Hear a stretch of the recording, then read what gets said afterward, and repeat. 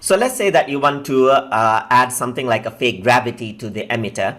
You can do that easily in Cinema 4D. In order to do that, I'm going to go over here on to my simulate option, and under particles, I'm going to bring in my emitter first. So I'm just going to rotate this around a bit, just like this, so that the emission is in a different section. So if I were to play this around, you can see that the particle actually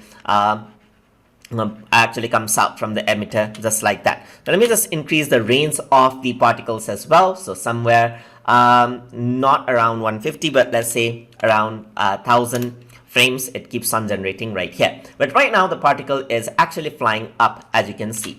So now what you can do is you can apply something like a gravity option over here, so that the particles actually fall down. For that, you can go to simulation right here, just like this. Under simulation, you can go over to forces, and over here you can see that there's gravity. So if I were to click on this, you can see now the gravity actually pulls the emitter down, and you can work around with the gravity over here as well. So under emitter, what I'm going to do is I'm going to assign an object to it, something like a cube, and let me just resize the cube right here, and I'm going to grab in the cube under the emitter just like this, and on the emitter I'm going to show the objects just like that. You can see that everything is going down, and this is not a dynamic object. It's actually just pouring out everything, as you can see, and there's no forces acting upon it. It is just a fake gravity right over here. So if you don't want to convert this into a rigid body, then this is an easier way to do so. So you can go over to the gravity,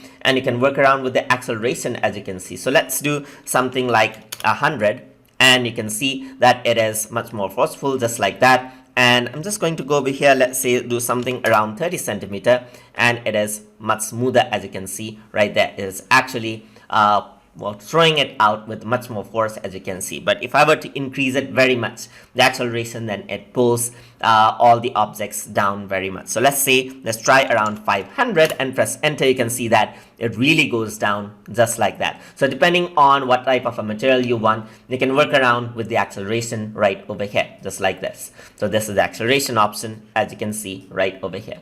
So there's acceleration, force, and even aerodynamics win. So if I were to go over here, let me go back and see what those do as well. So you can see that this is acceleration, this is force. So they're actually using force to do that. So you can increase and decrease the acceleration just like this.